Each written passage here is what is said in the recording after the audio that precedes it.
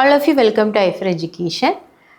So, ഇന്ന് നമ്മുടെ ഒരു സബ്ജക്റ്റ് എന്താണെന്ന് വെച്ച് കഴിഞ്ഞാൽ CACR കഴിഞ്ഞ ആഴ്ച ഒരു നോട്ടീസ് ഔട്ട് ചെയ്തു അല്ലേ.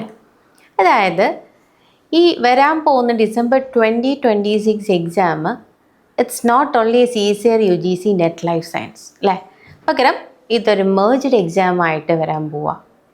What is a merging? That is, നമുക്കറിയാം കുറേ കാലങ്ങളായിട്ട് CACR UGC net life science എന്ന് പറയുന്നത് CACRും UGC ആണ് മോസ്റ്റ്ലി ഫണ്ടിങ്ങും കാര്യങ്ങളൊക്കെ ചെയ്യുന്നത്. And exam question preparation the all syllabus all from the CACR authority അല്ലേ. But and also the another exam is BET exam. We know that BET എന്ന് പറഞ്ഞാൽ എന്താ? ബയോടെക്നോളജി എലിജിബിലിറ്റി ടെസ്റ്റ് എക്സാമാണ്. ഈ BET എക്സാം പൊതുവേ എഴുതുന്നത് MSc biotech or BTech biotech genetic engineering സബ്ജക്റ്റുകളൊക്കെ കഴിഞ്ഞിട്ടുള്ള കുട്ടികളാണ് നോർമൽ കേസിൽ BET എക്സാം എഴുതുന്നത്. So that BET exam is conducted by DBT, that is department of biotechnology authority of India. അവരായിരുന്നു ഒരു എക്സാമിൻ്റെ ഓൾ ഫെലോഷിപ്പുകളും സ്റ്റൈറ്റ്മെൻറ്റും ഒക്കെ പ്രൊവൈഡ് ചെയ്തിരുന്നതും. Exam question preparations all the central authority എന്ന് പറയുന്നത് BET എക്സാമിൻ്റെ DBT ആണ്. But from the last week CACR HRDG.trust.in എന്ന് പറയുന്ന CACR HRDG.trust.in എന്ന് പറയുന്ന നമ്മുടെ ഒഫീഷ്യൽ CACRൻ്റെ വെബ്സൈറ്റിൽ നമുക്കൊരു നോട്ടീസ് കാണാൻ പറ്റിയില്ല. That is, the notice is mainly focusing on the merging exam. അതായത് ഞാൻ നേരത്തെ പറഞ്ഞ പോലെയുള്ള CACR UGC net life science എക്സാമും മറ്റ് JRF എക്സാമും DBT കണ്ടക്ട് ചെയ്യുന്ന BET എക്സാമും ഡിസംബർ 2026 സൈക്കിൾ മുതൽ it's combining or it's working as a single exam. അതായത് നമ്മളൊരു ബോട്ടണി സ്റ്റുഡൻ്റ് ആണെങ്കിലും when we are from any traditional life science subjects and also when we are from any modern biology subjects, all the students need to write one exam. എല്ലാവരും ഒരു single exam ആണ് എഴുതേണ്ടത് അല്ലേ. That is the merging means. അപ്പോൾ ഈ merging കൊണ്ട് എന്തൊക്കെ മാറ്റങ്ങൾ ഉണ്ടാവാൻ പോണേ എന്നുള്ളത്. അപ്പോൾ നമ്മൾ ഇത് കാണുന്ന ഒരാൾക്ക് മീൻസ് മേ ബി ഒരു ആസ്പിരൻറ്റിന് he or she have many accuracy അല്ലേ, ഒരുപാട് questions അവരുടെ ഉള്ളിലുണ്ടാവും. Then the first one is how the pattern will be or what are the syllabus, is the syllabus will be changing അല്ലേ, syllabus മാറുമോ എന്നൊക്കെയുള്ളതാണ്. So all that syllabus definitely മാറുന്നുണ്ട്. നമുക്കെല്ലാവർക്കും അറിയാം കഴിഞ്ഞ ഡിസംബർ 2024 ടൈമിൽ CACR ഈ ഒരു മേർജിങ്ങിനെ പറ്റിയിട്ട് പ്രപ്പോസ് ചെയ്തിട്ടുണ്ടായിരുന്നു. സോ പ്രപ്പോസ് ചെയ്ത സമയത്ത് മെയിനായിട്ട് 3 കാര്യങ്ങളാണ് ആസ്പിരൻസ് അവരുടെ ബുദ്ധിമുട്ടായിട്ട് പറഞ്ഞിട്ടുണ്ടായിരുന്നത്. അതിൽ ഒന്നെന്ന് പറയുന്നത് that is the syllabus is the main issue അല്ലേ. കാരണം നമുക്കറിയാം ഒരു മോഡേൺ ബയോടെക്നോളജി ഫീൽഡിൽ നിന്നും ഇറങ്ങിയിട്ടുള്ളൊരു മീൻസ് ആ ഒരു കോഴ്സ് കഴിഞ്ഞിട്ടുള്ള ഒരു ലൈഫ് സയൻസ് ആസ്പിരൻറ്റും and also traditional life science subject പഠിച്ചിട്ട് ഇറങ്ങിയിട്ടുള്ള ഒരു സബ്ജക്റ്റും some or the topics will be similar അല്ലേ. ഒരു മേ ബി ഒരു 50% ഓഫ് സബ്ജക്ട്സ് ഇവർ എന്ത് ചെയ്യുന്നുണ്ട്, കോയിൻസൈഡ് ചെയ്യുന്നുണ്ട്. They were sharing the same topic. But നേരത്തെ പറഞ്ഞ പോലെ തന്നെ classical or traditional life science പഠിച്ചിട്ടുള്ള ബോട്ടണി സുവോളജി സബ്ജക്റ്റ് പഠിച്ചിട്ടൊക്കെയുള്ള അല്ലെങ്കിൽ ഫിസിയോളജി ലൈക്ക് ദാറ്റ് ആ ഒരു ഏരിയ ഒക്കെ പഠിച്ചിട്ടുള്ള കുട്ടികളെ സംബന്ധിച്ചിടത്തോളം they were more focusing on traditional like that taxonomy or something physiology, something that is hematology or like that. അങ്ങനെയൊക്കെയുള്ള പോർഷൻസ് ആയിരിക്കും അവർ കൂടുതൽ ഫോക്കസ് ചെയ്യുന്നുണ്ടാവുക. But in case of modern biology students that is in biotechnology genetic engineering students they were focusing on applied portion. They are working some more updated version like that. അപ്പോൾ ഇത് രണ്ടും വ്യത്യസ്ത ഏരിയാസാണ്. ഇപ്പോൾ മോർ ഇൻ കേസ് ഓഫ് CACRൻ്റെ കേസിൽ തന്നെ നമുക്കറിയാൻ പറ്റും നമുക്ക് നമ്മുടെ ഒരു ട്രഡീഷണൽ സബ്ജക്റ്റ് കൊണ്ട് മാത്രം we can qualify CACR JRF. Maybe നമുക്ക് PhD ഉള്ളി ഓർ നെറ്റിലേക്കൊക്കെ മേ ബി എത്താൻ പറ്റും. That's only case of I think OBC. എന്നാലും അതൊരു ജനറൽ കാറ്റഗറിയിൽ വരുന്നൊരു മാർക്കിലേക്കൊന്നും നമുക്ക് ഓൺലി നമ്മുടെ സബ്ജക്റ്റ് കൊണ്ട് പോകാൻ പറ്റില്ല. Okay, but if they are merging like this, definitely the syllabus will be some more wide. We know that currently the syllabus of CSR UGC NET is very wide syllabus. It consists of 13 units. നമ്മളൊരു syllabus analysis വീഡിയോയിൽ we discuss more അല്ലേ? ആ 13 യൂണിറ്റ്സും അതിലെന്തൊക്കെയാണെന്നുള്ള കാര്യങ്ങൾക്ക് നമ്മൾ already പറഞ്ഞിട്ടുണ്ട്. But in this case ഈ merging കൊണ്ടുവന്ന സമയത്ത് the authorities will be introduce additional 3 units. 3 പുതിയ യൂണിറ്റ്സുകൾ അവർ ഇൻട്രൊഡ്യൂസ് ചെയ്തിട്ടുണ്ട് എന്നുള്ളതാണ്. So that 3 unit is corely from biotechnology topic. അതായത് മുന്നേ എവല്യൂഷൻ ആൻഡ് ബിഹേവിയർ എന്നുണ്ടായിരുന്ന ടോപ്പിക്കിലെ ബിഹേവിയർ അവരെന്ത് ചെയ്തു, എക്കോളജി യൂണിറ്റിൻ്റെ കൂടെ അവർ മിങ്കിൾ ചെയ്തു. ആൻഡ് പുതിയ 3 ചാപ്റ്റേഴ്സ് അവർ ഇൻട്രൊഡ്യൂസ് ചെയ്തു. Like that. ഇതാണ് സിലബസിൽ വന്നിട്ടുള്ള വലിയ മാറ്റം എന്ന് പറയുന്നത്. അതുപോലെ തന്നെ മറ്റ് നമുക്ക് ആസ്പിറൻസ് ഉണ്ടാവുന്ന ഒരു സംശയം എന്ന് പറയുന്നത്, is the question paper is balance. നമ്മൾ മനസ്സിലാക്കാൻ പറ്റുന്ന CSER ആൻഡ് DBT മേർജ് ചെയ്ത് നടത്തുന്നതിൻ്റെ ഒരു ഉദ്ദേശം എന്ന് പറയുന്നത് അവർ തന്നെ നോട്ടീസിൽ പറഞ്ഞിട്ടുണ്ട്. They want to make the students more, we want to attend or we want to focus on more conceptual analytic type questions and also research aptitude.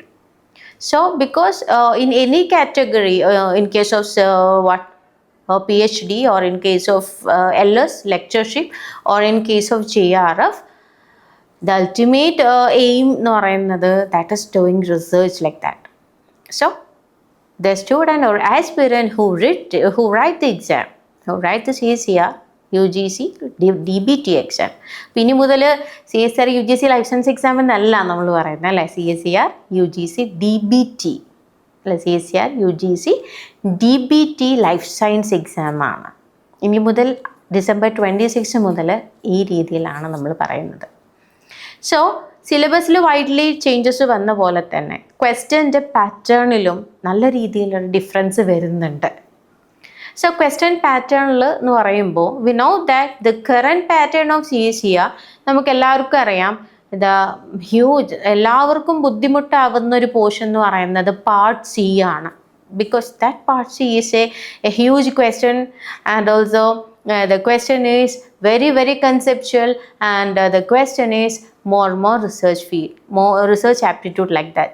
കുറച്ചും കൂടി റിസർച്ച് ഓറിയൻറ്റഡ് ആയിട്ടുള്ള കൺസെപ്ച്വൽ അനലിറ്റിക്കൽ മോഡലുള്ള ക്വസ്റ്റ്യൻസ് ആണ് currently CSERൻ്റെ പാറ്റേണിലുള്ള C part questions. So we know that much difficulty is it, മനസ്സിലാക്കാൻ പറ്റും. അപ്പോൾ ആ ടൈപ്പ് ക്വസ്റ്റ്യൻസ് കൂടുതൽ അവർ ഫോക്കസ് ചെയ്യുന്നു. And also one of the reason of this merging is to avoid the redundancy. Because ഇപ്പോൾ DBT എക്സാമിലാണെങ്കിലും ആൻഡ് CSERലാണെങ്കിലും there will be redundancy of portions. ചില ഏരിയാസ് അവർക്ക് റിപ്പീറ്റഡ് ക്വസ്റ്റ്യൻസ് ഇടേണ്ടി വരുന്നുണ്ട്. അപ്പോൾ അതുകൊണ്ടാണ് അവർ മെയിനായിട്ട് ഈ 2 കാരണങ്ങൾ കൊണ്ടാണ് മോർ റിസർച്ച് ഓറിയൻറ്റഡ് ആയിട്ടുള്ള ക്വസ്റ്റ്യൻസ് പ്രൊവൈഡ് ചെയ്യാനും ആൻഡ് ഓൾസോ ഈ പറഞ്ഞ പോലെ റിഡൻഡൻസി ഓഫ് എക്സാംസ് റെഡ്യൂസ് ചെയ്യാനൊക്കെ വേണ്ടിയിട്ടാണ് അവരിങ്ങനെ ഒരു മേർജിങ് കണ്ടക്ട് ചെയ്യുന്നത്. So the exam pattern will also definitely changing. അപ്പോൾ അത് എക്സാം പാറ്റേൺ എന്താണെന്നുള്ളത് അവരിപ്പോൾ പറഞ്ഞിട്ടില്ല.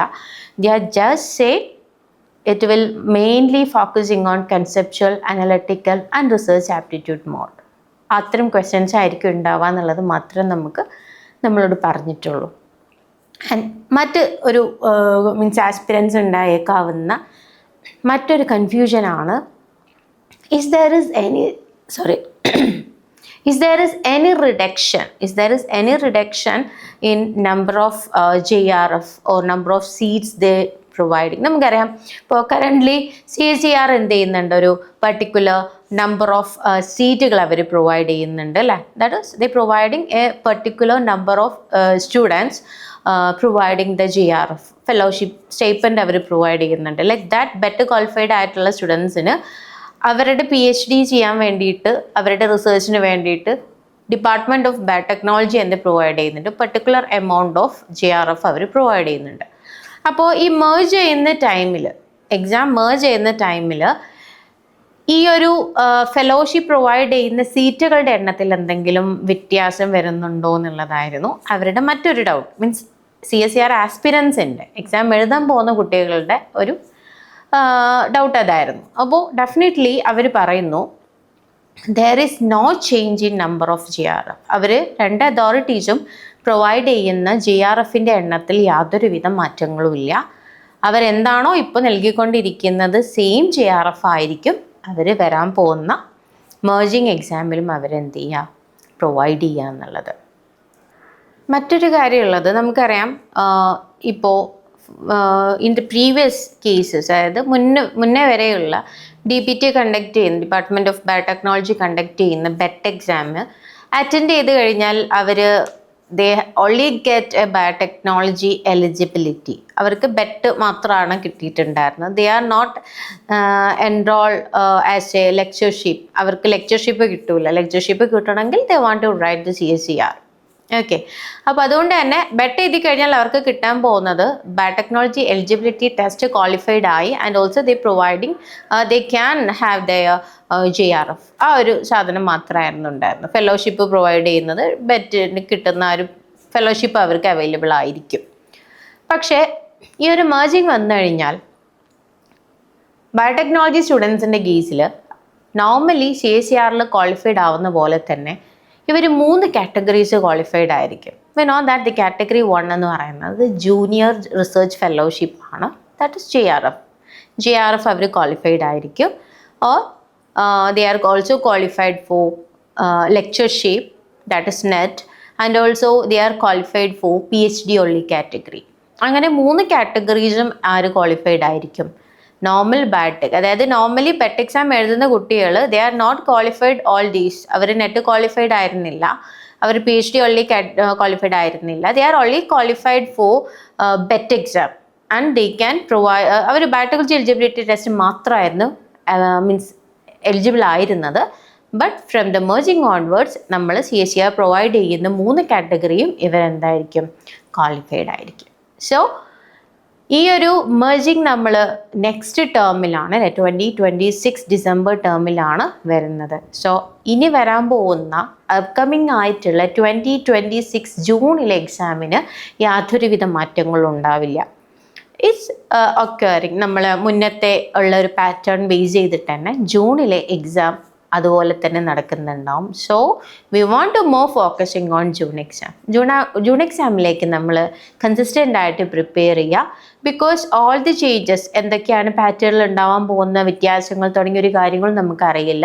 May be we know from when they are providing the model question പേപ്പേഴ്സിൽ ഡെഫിനറ്റ്ലി മോഡൽ ക്വസ്റ്റ്യൻസ് അവർ തരും.